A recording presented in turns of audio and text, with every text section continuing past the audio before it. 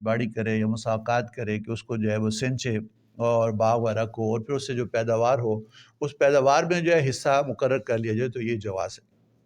اس طرح سے ایک صحابی رضی اللہ عنہ ہیں، ان کو حضور اقدس صلی اللہ علیہ وسلم نے خیبر کا جو عامل مقرر کیا تھا، تو حضور صلی اللہ علیہ وسلم کی خدمت میں بہت ہی عمدہ کھجوریں جو ہے وہ لے کے حاضر ہوئے تھے۔ حضور نے ارشاد فرمایا کہ اے فلاں، خیبر کے اندر ساری ہی کھجوریں ایسی عمدہ ہیں؟ تو انہوں نے عرض کیا یا رسول اللہ ایسا نہیں، بلکہ اس کے اندر جو ہے ردی کھجوریں بھی ہوتی ہیں، عمدہ کھجوریں بھی ہوتی ہیں۔ تو ہم یہ کرتے ہیں کہ 2 سا ناپنے کا ایک آلہ ہے، جیسے پہلے جو ہے تول کے بھی چیزیں لیتے تھے، نماپ کے بھی لیتے تھے، تو ہم 2 سا ردی کھجوریں دے کے 1 سا عمدہ کھجوریں لے لیتے ہیں۔ تو یہ میں نے اسی طرح سے کیا ہے کہ 1 سا عمدہ کھجوریں 2 سا ردی کھجوریں دے کے میں نے دی۔ تو حضور صلی اللہ علیہ وسلم نے ارشاد فرمایا کہ ایسا نہ کرو کہ جنس کے بدلے میں جنس کی تبدیلی، ایسا نہ کرو کہ یہ سود ہے کہ اعلیٰ چیز جو ہے، اعلیٰ جنس کی چیز جو ہے وہ لو، اور ادنا جنس کی چیز جو ہے چاہے زیادہ بھی دو، بلکہ ایسا کرو کہ جو چیز ایک ہی جنس کی ہے اور کھانے پینے کی چیزوں میں ہے، اس جو ادنا جنس کی چیز ہے اس کو بیچو، اور بیچ کے جو اس سے جو مال حاصل ہو اس سے اعلیٰ چیز جو ہے وہ خرید، یعنی جنس کے بدلے میں جنس کی تبدیلی نہ کرو، بلکہ ادنا جنس کی چیز کو بیچ کے مال لو، اور پھر اس مال سے جو اعلیٰ چیز جو ہے اس کو خریدو۔ تو یہ آپ صلی اللہ علیہ وسلم نے طریقہ بتایا کہ اگر تمہاری اجناس میں سے کوئی جنس جو ہے وہ ادنا درجے کی ہے، اور تم اس بات کا ارادہ رکھتے ہو کہ تم اعلیٰ درجے کی کوئی چیز لو، جیسے گندم ہے، کھانے پینے کی کوئی چیز ہے، کہ ایک گندم جو ہے وہ اچھی کوالٹی کی ہے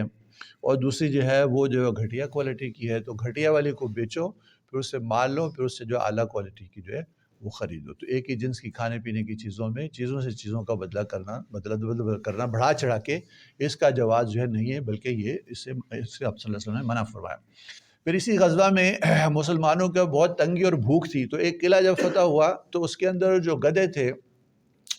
ان کو مسلمانوں نے ذبح کیا اور ان کی جو دیگیں چڑھا دیں، تو وہ پکانے لگ گئے۔ تو اس پہ حضور صلی اللہ علیہ وسلم نے ارشاد فرمایا کہ جو پالتو گدھے ہیں ان کا کھانا حرام، جو جنگلی گدھے ہیں وہ تو کھا سکتے ہیں شکار کر کے، لیکن جو گھر میں پالتو گدھے ہوتے ہیں وہ جو ہے وہ ذبح کر کے اس کو نہیں کھا سکتے۔ تو اسی پہ حضور صلی اللہ علیہ وسلم نے اسی غزوہ کے موقع پہ یہ ارشاد فرمایا تھا۔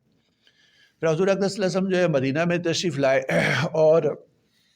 اس کے بعد جو اگلا اہم واقعہ ہے یعنی اسی 7 ہجری کا، وہ عمرۃ القضاء ہے، بلکہ اس سے پہلے بھی غزوہ ذات الرقاع ہے۔ ذات الرقاع کا مطلب ہوتا ہے ایسا غزوہ جس کے اندر جو ہے پیروں کے اوپر چیتھڑے اور پٹیاں جو ہے لپیٹی گئیں۔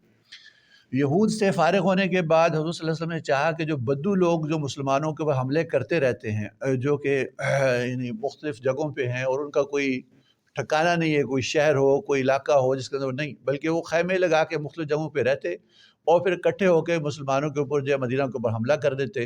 اور جو ان کے یعنی جو مال مویشی ہیں اس کو لوٹ کے لے جاتے۔ تو یہ بہت زیادہ ان کی طرف سے ایک پریشانی تھی۔ تو مختلف سریہ یعنی وہ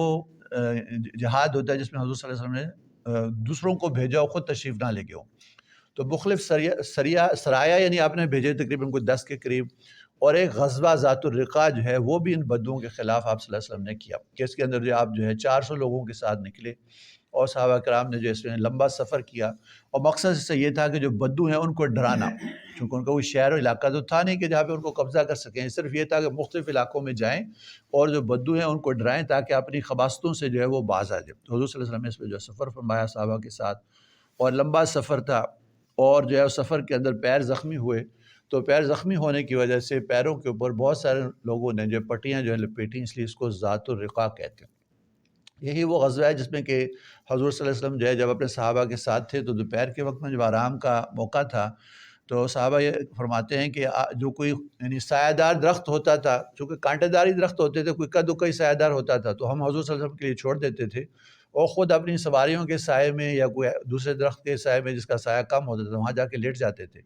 تو ہم دور دور جو ہے چلے گئے آرام کرنے کے لیے دوپہر کے وقت، تو حضور صلی اللہ علیہ وسلم کے لیے ایک درخت جس کے سایہ زیادہ تھا وہ چھوڑ دیا، تو آپ نے بھی تلوار جو ہے وہ اس کو درخت کے ساتھ جو لٹکایا اور آپ آرام کرنے لگ گئے۔ تو تھوڑی دیر میں دیکھا کہ ہمیں حضور صلی اللہ علیہ وسلم جو بلا رہے ہیں، تو ہم آپ کی خدمت میں حاضر ہوئے، تو دیکھا کہ ایک اعرابی جو ہے وہ بیٹھا ہوا آپ کے سامنے، تو آپ نے سارا قصہ جو ہے بیان فرمایا کہ یہ شخص جو ہے میرے پاس آیا اور اس نے تلوار سونتی، جو میری تلوار درخت کے ساتھ لٹکی ہوئی تھی، اور تلوار مجھ پہ سونت کے کھینچ کے کہنے لگا کہ محمد صلی اللہ علیہ وسلم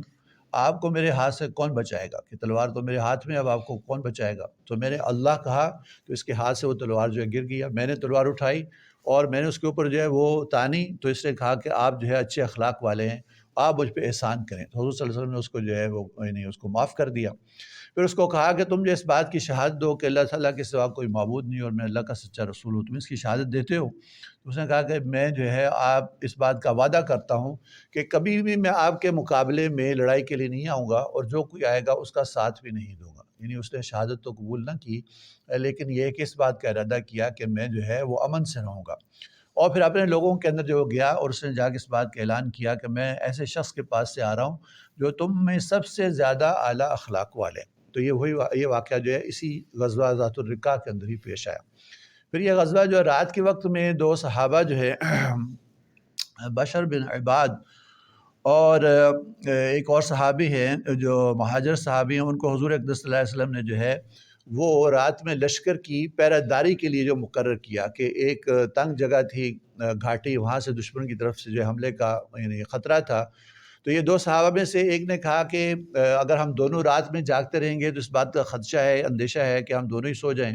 تو ایک جو ہے وہ جاگے اور ایک سو جائے، پھر وہ دوسرا جاگ دے اور اس کو جو ہے سلا دے۔ تو ایسے ہی کیا گیا۔ تو پہلے جو باری تھی وہ حضرت عمار بن یاسر جو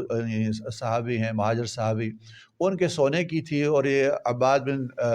بشر بن عباد جو صحابی ہیں، انصاری صحابی، انہوں نے جو ہے وہ جاگنے کی ڈیوٹی لی۔ جب یہ جاگے تو انہوں نے نماز کی نیت کر لی، اور نماز کی نیت کے اندر سورہ یوسف کی تلاوت کرنے لگے۔ اب یہ نماز کے لیے جب کھڑے تھے تو دور سے جو شخص تھا یعنی وہ بدو وہ آیا، تو اس نے کہا کہ یہ شخص جو نماز کے لیے کھڑا ہے اس کو جو ہے تیر مارو۔ تو تیر مارا تو ان کو لگا، اور انہوں نے اپنے جسم سے جو تیر نکالا، ایک تیر لگا، پھر دوسرا لگا، اور جو یہ نماز پڑھ رہے تھے اس کے اندر جو مشغول ہی رہے، حتیٰ کہ تیسرا تیر بھی لگا۔ تو پھر یہ نماز مکمل کر چکے تھے، پھر انہوں نے سلام پھیرا اور پھر اپنے ساتھی کو جگایا، حضرت عمار بن یاسر رضی اللہ عنہ کو۔ تو انہوں نے دیکھا کہ یہ تو بالکل ہی لہو لہان ہوا ہے تیر کی وجہ سے۔ تو انہوں نے کہا کہ تم نے پہلے مجھے کیوں نہ جگا لیا، کہ تمہیں یہ پہلا تیر جو لگا تھا تمہیں جگاتے، تمہیں تیر لگتے تمہیں اسی کے اندر شہیدی نہ ہو جاتے۔ تو انہوں نے کہا میں نے نماز کے اندر جو ہے سورہ یوسف شروع کر رکھی تھی، تو میرا جینا چاہا کہ سورت کے ختم سے پہلے جو ہے وہ میں اپنی نماز کو جو توڑوں۔ تو میں نے اپنی جو سورت پڑھ رہا تھا اس کا مکمل کرنا مجھے اس سے زیادہ محبوب تھا کہ میں جو ہے تیروں کی جو تکلیف جو برداشت کرتا رہا اس کو پڑھتا رہا۔ تو یہ غزوہ ذات الرقاع کے اندر جو ہے جو بدو، ان کے خلاف آپ صلی اللہ علیہ وسلم نے اقدام کیا، جس کی وجہ سے بنو غطفان اور دوسرے جو بدو تھے ان کا مدینہ کے اوپر جو حملے جو بہت رک گئے، اور بہت سارے ان کے اندر جو مسلمان بھی ہو گئے، حتیٰ کہ فتح مکہ کے موقع پہ حضور اقدس صلی اللہ علیہ وسلم نے جو ہے ان کو جو غنیمت تھی وہ بھی عطا کی، غزوہ حنین کے موقع پر غنیمت عطا کی۔ اور پھر جو ہے حضور اقدس صلی اللہ علیہ وسلم کی حاجت طیبہ میں ان کے پاس جو ہے عامل جاتے تھے، ان سے جا کے جو ہے وہ صدقات اور زکوٰۃ وغیرہ جو ہے ان بدون سے جو لیتے تھے۔ تو اس طرح سے مسلمانوں کے خلاف جو قوتیں تھیں، یعنی قریش کی قوت اور یہودیوں کی قوت اور جو بنو غطفان اور کے جو یعنی بدو عرب قبائل تھے، ان سب کی قوت کو حضور اقدس صلی اللہ علیہ وسلم نے اپنی فراست سے جو ہے وہ توڑا، اور اس طرح سے یعنی سارا جو علاقہ تھا اس کے اندر امن و امان جو وہ قائم کیا، تاکہ دین کی دعوت جو اس کو یعنی پھیلنے میں، اس کو لوگوں تک پہنچنے کے اندر جو ہے یہ ساری جو رکاوٹیں تھیں، جو قوتیں تھیں، ان کو جو ہے آپ صلی اللہ علیہ وسلم نے جو ختم کر کے اپنی دعوت کو یعنی جلا بخشا۔ تو اللہ تعالیٰ ہمیں جو ہے ان ساری چیزوں کا جو ہے سب